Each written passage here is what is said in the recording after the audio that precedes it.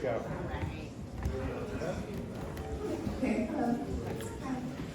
Good morning, everybody. My name is Ariel Anderson. I'm the director of CHHS, which is the Community Housing and Human Services Department at the City of Spokane. Just a couple of updates. But for those of you who are not on the CHHS newsletter push out that we do every month, I do encourage you to reach out to the city and get on that, because that's where a lot of that kind of the activity that's happening that's not out in the community that's loud really is where I'm trying to put that. So a couple of things that were in the newsletter is one, just giving a general update on the Chaz Street medical team and the number of folks that they have been able to serve in a very short amount of time, and the type of care that they are giving to folks that are unsheltered, and which I think would be of interest to many of the folks in this room. Likewise, we give updates on the inclement weather beds. Just a very brief update on that. We have surged since November a total of 84 days and have spent around $320,000. And of course, now we're entering into springtime, so those surge days will become less. But we try to give updates every month on what those surge days look like, and then the amount of funds that we have used to support that. We have an RFP that will be coming out soon. This is for primarily capital projects, so really going to support affordable housing units, the acquisition of land or whatever. Current housing that could be rehabbed, and then in addition some home TBRA, which is tenant-based rental assistance. The cool thing with this, with the home TBRA, is that there's no income limit, which oftentimes that's what ends up happening in the homeless system, is that it really is geared towards folks that are in a specific band of AMI, right? So, and I think you could make an argument that that's a lot of times what happens with many services, is that it omits an entire group of folks. But this one in particular does not have that AMI restriction. So keep an eye, your eyes peeled on that. All of our RFPs are published on our website. Typically a simple Google search of, City of Spokane RFPs, it'll take you directly there. So obviously though, I'm available for any questions or concerns. Just trying to think, Navigation Center. So I will say that, last month there was, just general feedback from the community about kind of a lack of understanding of how that process works with the referrals, not just at Cannon, but generally speaking with the other scattered sites that we have. So we are working closely with EHF, Empire Health Foundation, and Revive to breathe some life into that, making that process more transparent to the community. For those of you that are particularly boots on the ground, but then also for our shelter systems too, right? So there is a natural relationship there that often exists. So we're kicking around some stuff, and my hope is that by next month we'll have some clarity around that. But I want to emphasize the importance of what these meetings provide, which is this feedback loop, right? You guys tell us what is working, what's not, and then we will of course correct at CHHS and fix, right, improve. And you're going to see, particularly with the Navigation Center, is that this is something that is so new to our community, and that it is kind of building that plane as we're flying it, right? And that plane is a reflection of what works for you all and those that you are in service to, right? So we don't want to be operating in a vacuum, so that feedback again is super important. If you don't feel comfortable raising your hand in an audience like this, that's fine. Just send an email, send a text, and we'll take that feedback, and we're quite serious about taking that and making those improvements along the way. So, thanks. Before you go, the newsletter, if you're not sure how to sign up for it, you can go on the website, but also if you just email me at the listserv, I can funnel you to them. I thought So this is Ariel Anderson, and if you want to give feedback to her, she's sitting over there in that area. And Nicolette, why don't you stand up, because you're someone, she is the homeless person who advises the city council on homelessness and housing. You can give feedback to the city council by talking to her. So there you go. Any questions for Ariel before she steps down? Consolidated plan? Yep, consolidated plan, so or the 5-year. 5-year plan tomorrow? Yes. Today is the first day of the hearing is open for public comment, right? Yes, so the consolidated plan, how that then feeds into, that's the 5-year plan, that incorporates a whole lot of stuff, which is, touches on affordable housing, touches on, homelessness, but those public hearings are starting now, and then for that feedback, that initial draft that is out, we will, of course, be looking for feedback. And then we also have the 5-year plan to prevent and end homelessness. That draft is out. Hopefully not going to be making a bunch of substantive changes to that, because it has been out for a few months now looking for feedback, but just know that those two are floating around, and we're happy to get that in your hands as well. So. Thank you, Ariel. City employees work very, very hard. And then Jackson is also there too, if you want to get him. I'm getting too specific. Leona, are you here from Hope House? Leona, can you come up? We've invited Leona. And anyone else who would like to come up, come on up. And tell us what's going on. Did you say who would like to come up? No. Sorry, you're too late. You're up here. You can't get down now. No. Very few people enjoy being up here. Yes, and it's bright, and it's warm. Yes, it's uncomfortable. There's changes at Hope House. Please tell us about them. Yeah, there's lots of changes, like me being here. I'm going to do the best I can, but this was in my lap this morning about 8:30, so I'll do the best I can, and probably the best thing is to try to answer some questions. I brought Mercedes, she's my day supervisor, in case I forget something, because I do that sometimes. Hope House, you guys know, has been around for a very long time, and we went from a little tiny place down on 3rd Street where we had 38 tops ladies, and then we were day only, where they would have to leave during, not night only, sorry, but they have to leave during the day and come back at night. And thank God for Women's Coalition, ladies could go hang out down until we opened. Two, when COVID hit, we moved into the library downtown so that we could have more people housed each night. And then we became kind of a 24-hour model at that time. And then the library wanted their building back because they were going to renovate, so we moved up to the old STARS building. And we had about 50 women a night. And we take anybody that's cis-men, so when I say women, it's just across the board, female identifying. And then we got our brand new building almost 4 years ago. In May, it'll be 4 years that we've been open. And we've been able to accommodate 80 women in our regular beds, and then we have a 20-bed respite program. There's been some changes with the city and their ability to fund larger shelters like ours. They did come to us last June, where we thought we were going to have to close our doors and negotiate a deal with Fanshaw, our CEO, to remain open until the end of this June at the larger scale. But when I understand the city wants to scale it down and do smaller shelters rather than the large shelters. Scattered site model. Yeah, so we have to pivot. We have to pivot hard and fast. And we are going to be doing some medical respite beds, hopefully 44 is what we're looking at, and continue with the respite programs that we do now, which is 20 beds. I don't know how that's all going to work out. And then we've applied for some funding for transitional housing, which we don't know yet whether we're going to get that or not. We are not closing our doors. There's a rumor floating around in the community that we are closing. We're closing down the homeless program. I'm going to do something different, so our doors are still going to be open. And if I win the Powerball, I'm going to fund it for a couple of years, so we don't have to worry about all this crap. So send me some good vibes. From what I understand, we've been funneling our information to our vice president. I'm not sure if you all have heard that Bridget Cannon passed away on Monday night, which is, it's been hard and a shock to all of us. So if we're a little slow in getting to please be kind because we're all going through, Bridget was at VOA for 32 years.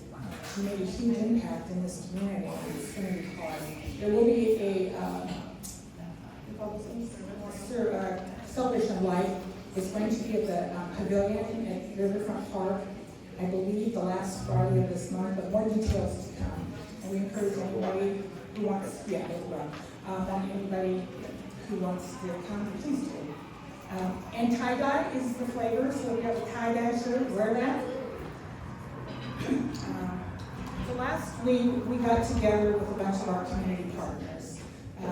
I'm just going to give you some Catholic charities, the City of Spokane, Family Promise, Center for Behavioral Health, Goodwill, Jules, Helping Hands, EHF, Empire Health Foundation, Revive, Salvation Army, and some others in the community that came together. There was a lot of people there to kind of help us problem solve what we can do with the ladies that we have there now. We have about, how many ladies would you say we want?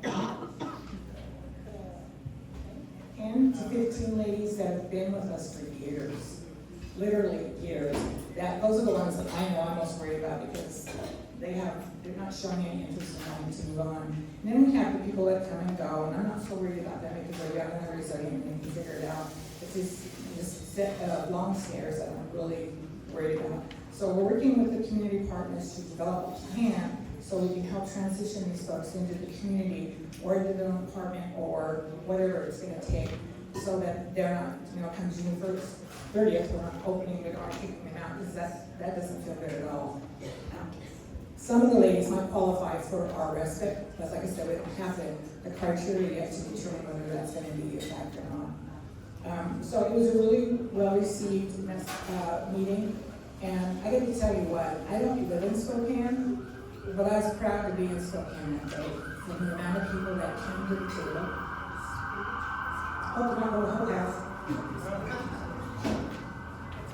And just the caring and the problem solving, and it just made my heart feel really good that people in this community really, really do care about the homeless population. And I just walked away from that feeling really good about the Spokane community. So thank you for that.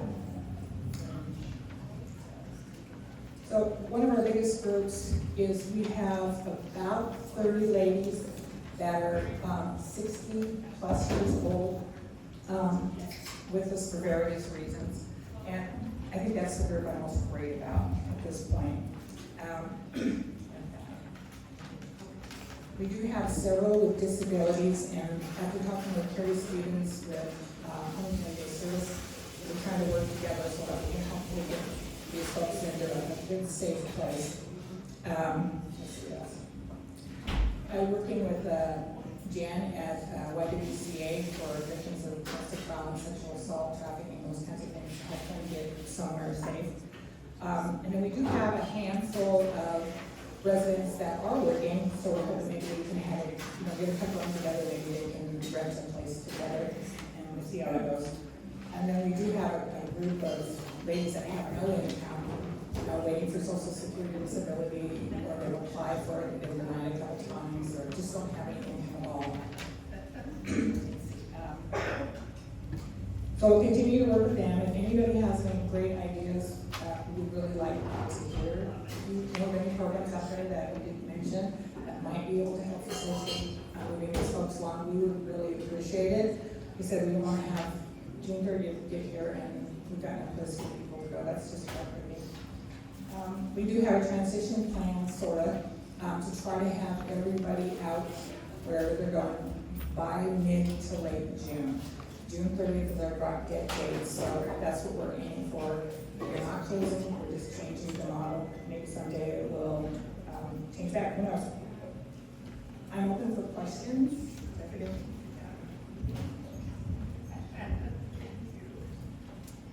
You're an easy group.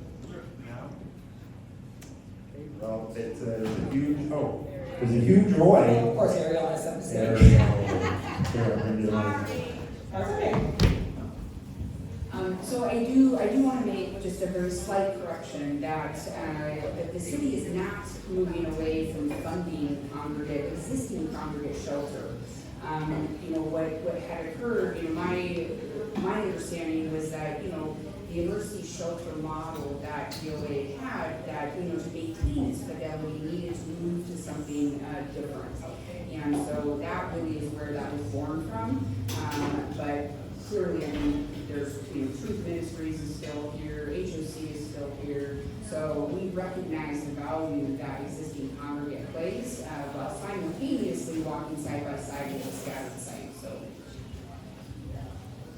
What she said. Yeah, anybody else? Questions, comments? Yes.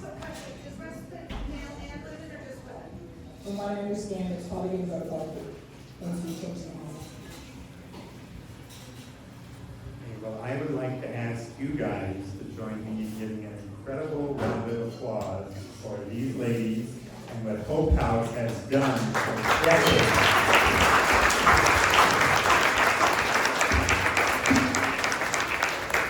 And if you have an idea for continuing emergency shelter model for women, after them will be right there afterwards. Okay, Spokane Valley or the county, one last thing, anyone from there wants to come up and give a report? I think not. So, next, come on up, Dua Rahima and Jeff from the Washington Low Income Housing Alliance. And boom. And Terry. And, oh, Terry, come on up, Terry.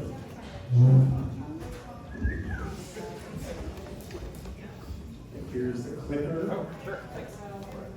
And I'll tell you, my personal pitch in support of this is Olympia has a lot of money that they're right now deciding what to do with. I know they're also at a huge deficit, so it's tough. But if we can make our voice heard here in Washington, some of that very limited funds might flow this way. And they are going to tell us how to do that. Hey y'all, good morning. Good morning. That's all we hear. Good morning. Come on in. Hey, it's Thursday, it's nice outside, come on y'all. So, so for those who don't know me, I'm Dua Rahima Hunter, and if it looks like I'm standing with you, I don't have my glasses on, so I really can't see right now, so don't take offense. But I'm Dua Rahima Hunter. I am a statewide organizer for Washington Low Income Housing Alliance, and I organized one of their programs called Resident Action Project. That was a great start to everything. Good morning, everyone. My name is Jeff DeBray. I'm the Eastern Washington Director with Fuse Washington. So if you got a voter's guide in the mail, forgot to click, thank you. And yeah, we do organizing, communications, legislative advocacy, and electing folks on the ground here and holding them accountable. So I'm going to pass it over to Terry.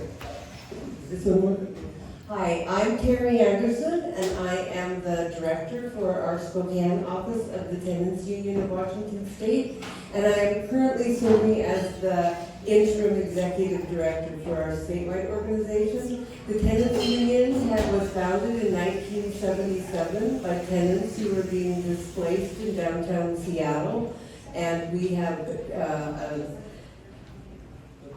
we provide hotline services with tenant education and counseling, and we organize tenants in their buildings, and we organize for policies. Thank you. Dua Rahima told me to keep it really, really short, so I talk a lot. There we go, Terry. Okay, so we're here today to talk to you about some policy priorities that we're working for tenants and service providers and people who are unhoused. So, as you can see on the board, Yeah, they're all of them. okay. So some of our policies, Well, I think, Terry, I want to give you the opportunity to talk about rent stabilization first. This is our number one priority. Yes, the bill that the tenants union is primarily supporting this year, and generally we support tenant protections because our members are tenants. And rent stabilization, this is the third year this bill has been introduced in the state legislature. It has not passed in the 2 previous years, but we have high hopes that it will pass this year. This is now known as 2HB 1217, if you're taking notes. And it is a bill that will cap rent increases to 7% once a year. It will also extend notice periods. Currently, tenants only get 60 days notice when they get a rent increase. This bill will, if it's passed, it will extend that notice period to 6 months. If the rent increase is higher than 3%, it will remain at 60 days. If the rent increase is 3% or lower, it will also cap move-in costs to the cost of monthly rent, and it also does not count fees for those rent increases. I'm gonna piggyback on her. What rent stabilization is not, it is not rent control. There is a difference between rent control and rent stabilization. The stabilization is keeping people housed while they are in the unit, and once they move, the landlord can raise the rent. Rent control means that they cannot raise the rents at all. So we just want people to be stabilized in their home while they're there. And Terry said, if you're taking notes, this PowerPoint, later today or tomorrow, I will send it out as an attachment to the, I always do a summary after our in-person meetings, and it'll go out, so we can see that. Okay, we're also advocating for robust funding for right to counsel. Washington is one of the first states, I think it might be the first state in the nation that has enacted right to counsel for indigent tenants facing eviction. That program has been utilized a lot, and we are in great fear that there's not enough money to fund that program. We're already seeing the right to counsel providers starting with some protocols, which might make it harder for tenants to get those services, even though it's a law, so we need the money to increase them. Just one quick thing I'll add on rent stabilization is the politics of it. This bill has made it the farthest it's ever made before, which is incredible. And it's expected to be voted on in the House next week. It has to be out of the House by March 12th, but we need everyone in this room to take action to support this legislation to ensure that it gets out of the House, and then it'll head over to the Senate. I also want to say that homelessness increases direct correlation with rent increases. And so when the rents are increasing, that's why we're seeing the number of homelessness increase in everywhere in the state of Washington. It's not just the cities, it's small towns. We get calls from Okanagan, small towns that are experiencing, Spencer County, I mean, in rural communities, and that is all due to rent increase. And I want to add that I think the most important thing you said was take action. How do they do that? Whether it's on this bill or any other bill, how does this group of people get their voice heard in Olympia? What's the process? What's the method? We do have a take action alert that goes out, that we send out, which I'll send. I usually do send them to the Spokane homeless group, so that link will be there asking to reach out to your legislator, your elected official. We also have one for those who are working with youth, for a youth petition, young adults and adults who are, and folks who are in college, that for them to talk about how rent increases are impacting them. So we're all statewide organizers. I just want to put this out here. So we are not, but we also do things in the local community that we all live in, which is right here. And so we are doing a lot of work to make sure in trying to get things passed so y'all can keep doing the programs you do. And we can't do this just by ourselves, the three of us and the folks we need everybody's voices. They need you to hear from them. Not only do we ask you to take action by sending something, y'all can take action in person. And I'm gonna talk about that more once we finish talking about why we're up here and what we're trying to pass to help the Spokane County and Eastern and Central Washington. Oh, I mean, I guess since you asked about taking action, do you want to talk about that now? Or? Okay.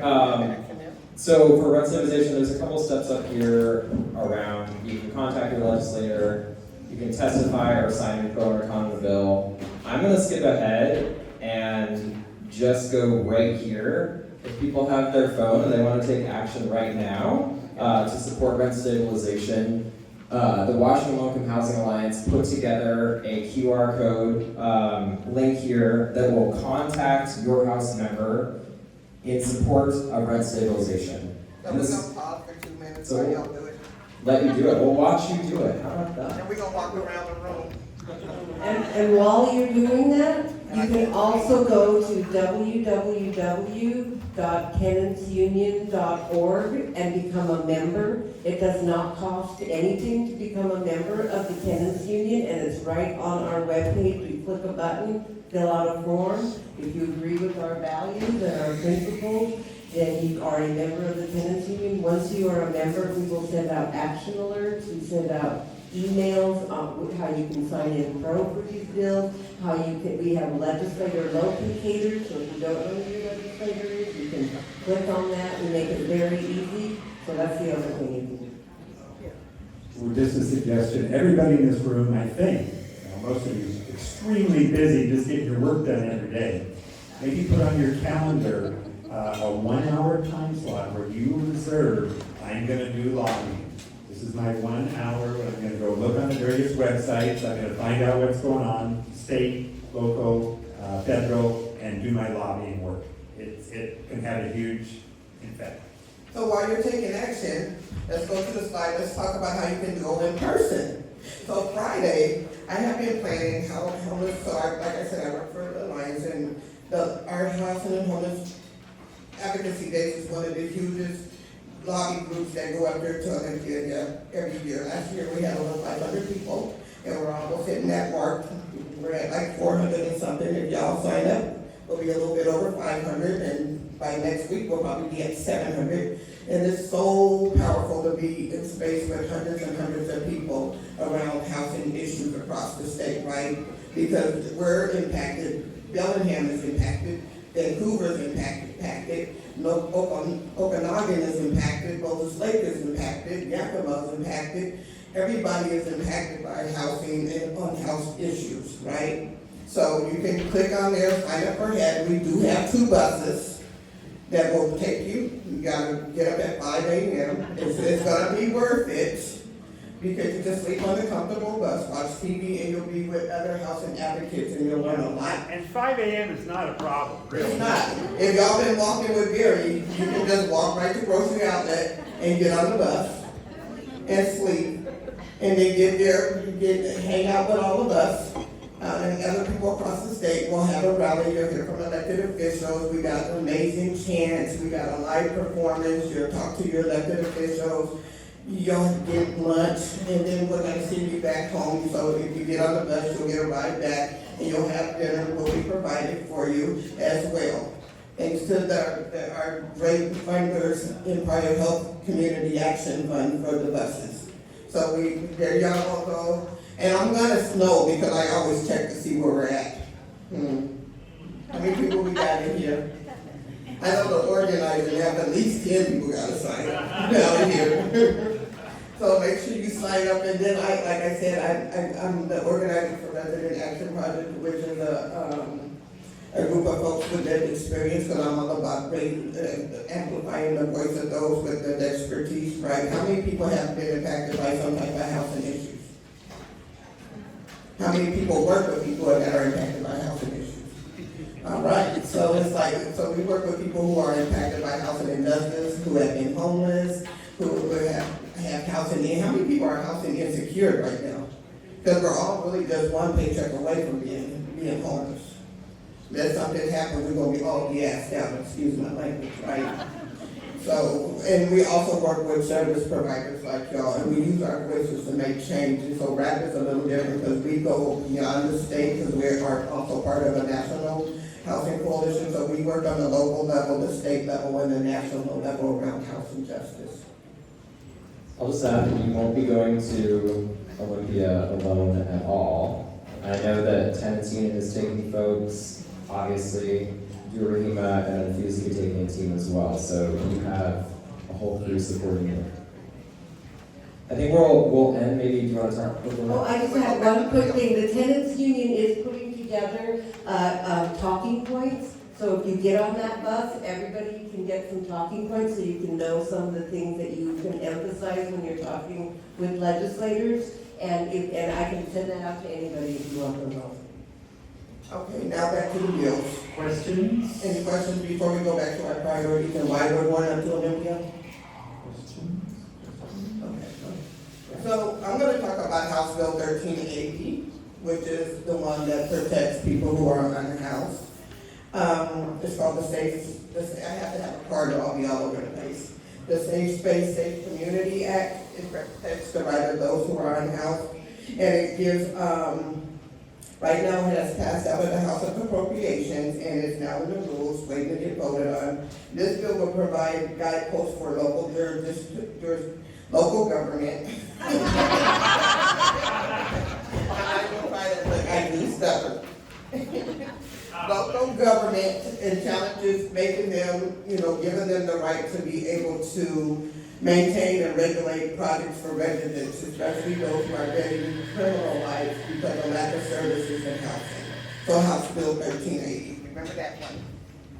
And then there's House Bill 1195, which is one of our other priorities that we're working on, that we support, and that would prevent local government from blocking. Do everybody know what step housing is?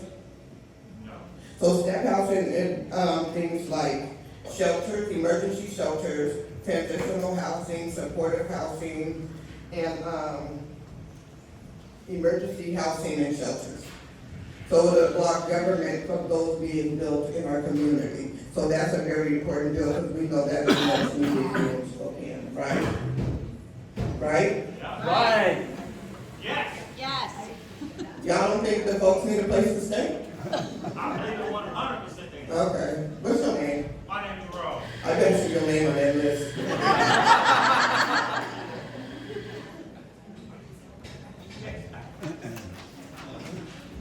We are in support of 1380 because it is renters who are becoming homeless. And it is not right for people to be criminalized because they don't have a roof over their head. The tenants that call us, it is not their fault. When you get a $300 or $400 rent increase and you know that you can't afford, you'll move. And if there's nowhere to move to, you become homeless. That's the story of many renters in Spokane, so we absolutely support 1380. Now we're gonna talk about where the money comes from. Yeah, well, how many of you all in this room have heard that we have a big deficit this year? Yeah, missing a lot of money.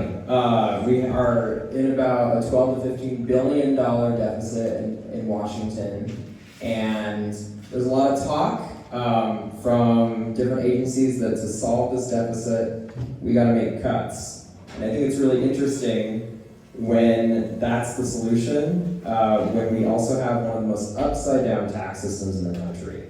Washington State, people with lower middle incomes are taxed at 6 times more than the wealthiest among us, which is, in my opinion, unacceptable. So we have, this is an opportunity with this deficit to bring a solution and fix our upside-down tax code and bring in the money we need to continue these basic services from housing, rental support, those who desperately need in Washington. So right now the legislature is in deep conversations around where to find this money. One thing that we're all pushing for hard is progressive revenue. That's the term you're going to hear over and over again, progressive revenue, which essentially just means we're taxing those with higher incomes, the wealthiest among us, to pay for the basic services that we deserve. Done. And there's all sorts of different versions coming out of how to do that. Here's another QR code to get you signed up in support of progressive revenue in Washington. And I'm going to leave it up there again, as Doreen mentioned, as a good organizer, and let folks take action to support progressive revenue. The alternative is it's cuts from agencies in childcare, healthcare, housing, 6% cuts or more across our state. that it's gonna hurt families directly, and that's unacceptable.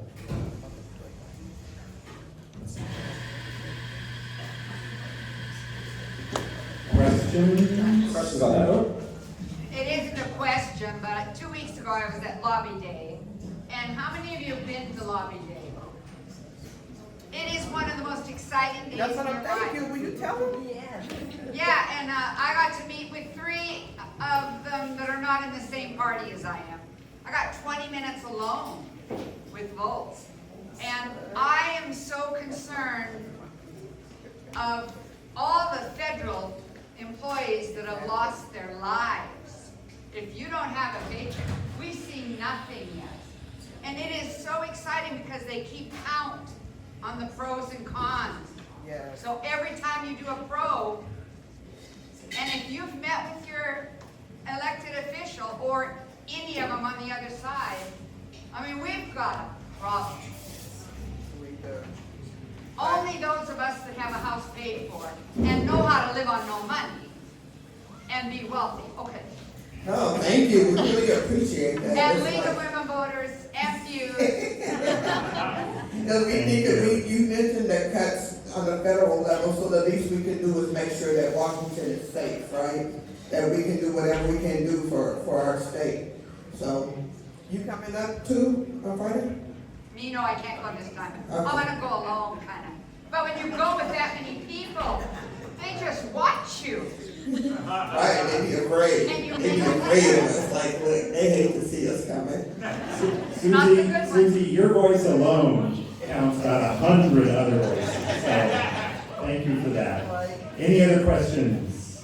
Nope. And as Steph was talking about the cuts, we are asking for them to invest 253 million, at least 253 million for programs like the ones that y'all do. So that's one of the budget asks, and we really, that's another reason why y'all need to tell them why y'all need the money. So the question is, I have a question. So back in 2023, we helped pass a budget ask for folks, frontline workers to get a stipend and they get paid wages that support the work they do. How many people have had received that stipend back in 2023? Y'all didn't get the stipend? Look like it. Some folks in the room some folks in Spokane did get the stipends if you were a frontline worker back in 2023 when that law passed. There were two. You got it? Yeah, okay.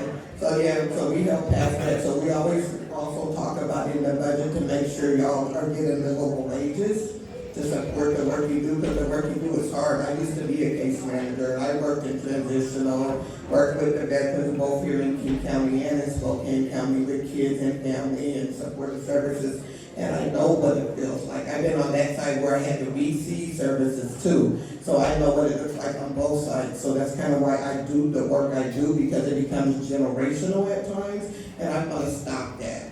So I'm trying to do what I can do for myself, my family, and my community. And I hope you guys feel the same way too, and start using your voice to make change, taking the action. It only takes a minute to take the action. That's using your voice. Amen. Thank you very much. Where are you going to be afterwards? If you want to talk about it? Okay, thank you very much. Sherry, are you here? Sherry, come on up.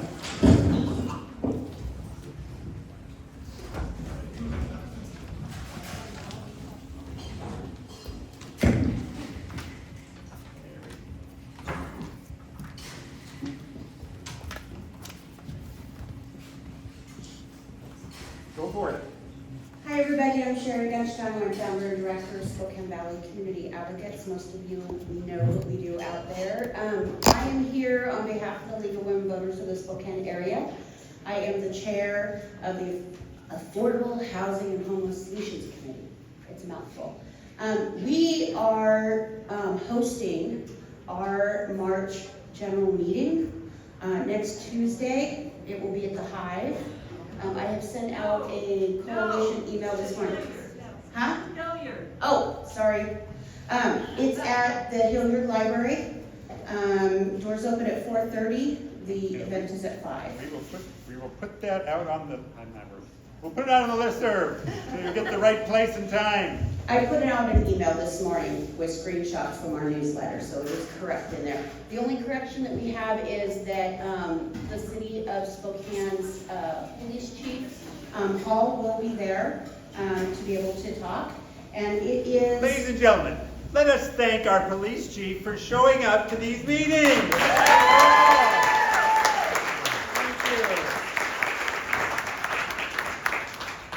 I can't remember the exact title now, but it's the topic of our meeting is fentanyl and its effect on our community and the approach that we're taking. So we will have Chief Paul there. We will have Dr. Bob Lutz present some slides on data and the effect on other topics in the community. And then we will have Hallie from CAT, who will also speak along with some Q&A. It is a smaller room, so we have offered a Zoom link, and we're hoping that you will participate and listen in, ask questions. It's a really good topic, and it's going to be a really good meeting. Thank you. Questions? Applause, applause, applause. Their work. Thank you for your work. No questions? Okay. Johnny, do you want to come up or no? Nope, you're not jumping up. Come on, Johnny. He's helping to organize and promote a really awesome event. So just say a couple words about it. These folks may want to go. You wanted me to talk about the recovery navigator program, right? Sure. Yeah, that's what I was thinking of, but if you got something else. I actually can't get it. Hi, Johnny Saldana. Right up there in your mouth. Pioneer Human Services. Johnny Saldana. These folks right here can't hear you if you're not. Recovery Navigator program. Pioneer has an umbrella of different programs here in Spokane. Emerson Clinic, which is 9010 West Boone. Regional Stabilization, which is 1302 West Gardner. And we have the Recovery Navigator program, which we're at 130 South Arthur Street. We're a team of 8. We have a dispatch program that's Monday through Friday from 9 a.m. until 10 p.m. And we take calls. Our number is 509-385-4045. And any provider or anyone can make a referral to get people into stabilization or if they need help with insurance to get into treatment.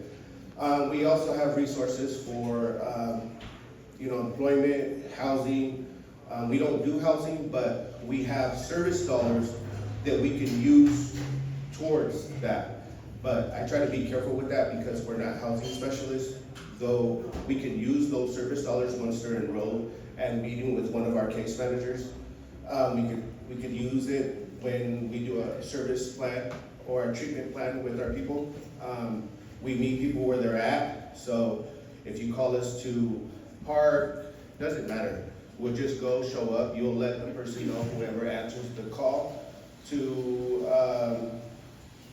if your person needs like transportation or shelter resources, you name it. So yeah, that's about it. Questions for Johnny? Thank you, Johnny. Did good work. Hey, this one is out of the police. She's not stepping in. Cheryl, can you come up for a minute, please? The reason I'm asking Cheryl to come up is because Hope House is closing and there's going to be a big gap for a women's emergency shelter. I'd like you to talk about Knox. This is not going to fill the gap, but it's something that's coming along online soon that people need to know about. Yes. We don't have a timeline. Well, tell us what you have. Okay. Because it is coming, right? Yes. Okay. For those of you that don't know me, I'm Cheryl Brown, the Director of Operations for Jules Helping Hands. We are currently in the works of opening a 30-bed women's overnight shelter at the Knox Church. And 1 week, 2 weeks? Yeah, okay. No timeline. But within a month? It'll be within 3 weeks. 3 weeks max. I'm hoping for 1 to 2 weeks, but you never know. Give you more information at the next coalition. Yes, more to be revealed in the next meeting. And do you know how the process, if someone encounters a woman who needs a place to stay, what the process would be when you are open, of how they would get into that?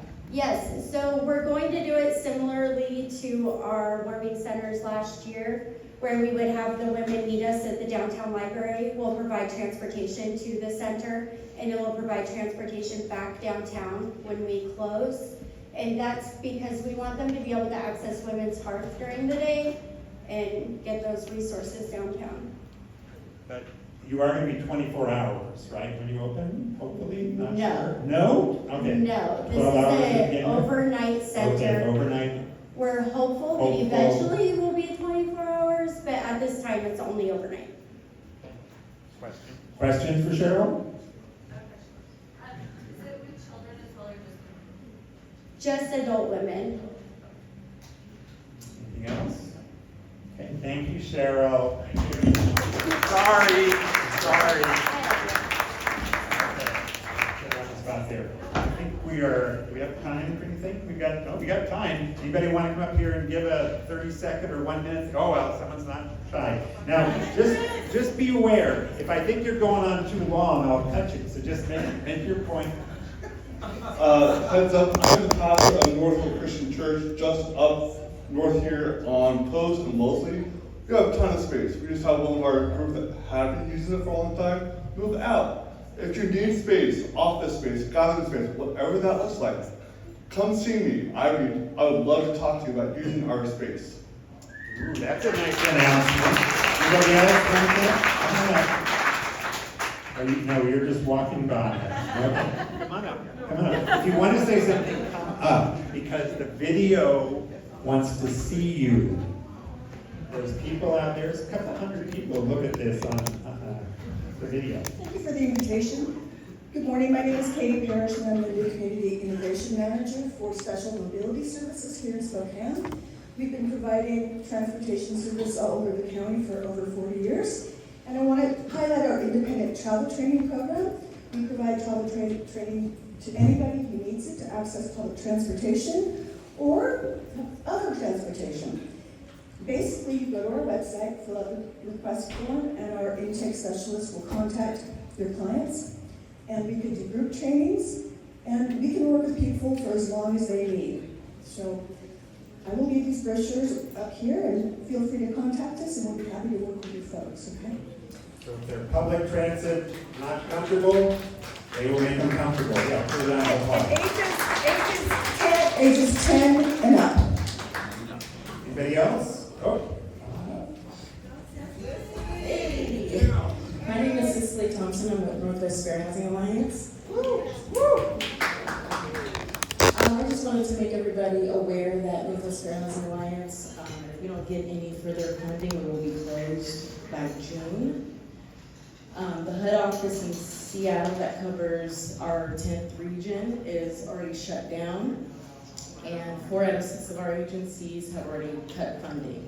So we're really struggling right now, so please just keep a lookout for us. We have donation options, training options, things like that. But we're all trying to rally together in the nation for fair housing right now to try to stay afloat. So if anybody you know is dealing with discrimination in housing based on disability, race, color, national origin, religion, sex, gender, veterans, immigration, citizenship, we're the ones who try to support them in their housing if they're getting discriminated against. So we're very upset that we might be going away. So just keep a lookout for that. Thank you.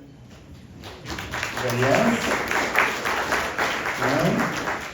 Okay, I'll make my pitch. 5 a.m. in front of City Hall, myself and other folks go for a walk. And our point is not to criticize anybody, but our point is we need more. There's people dying on the street, businesses closing, and we need more. I don't know what that more is, but I'm just speaking for myself. There's other people that show up there and they have their own ideas, but it's at least one way I can show up and say we need more. I applaud the work the city has done and the staff have done. They do great work. The county has just gotten about $1 million towards behavioral health. That's great. We're good, all the service providers are doing great stuff, but there's still people dying. So I'm out there walking at 5 a.m. along with a few other folks to hope that we can get something more. Thank you for being here. I really appreciate all of you. Bye-bye.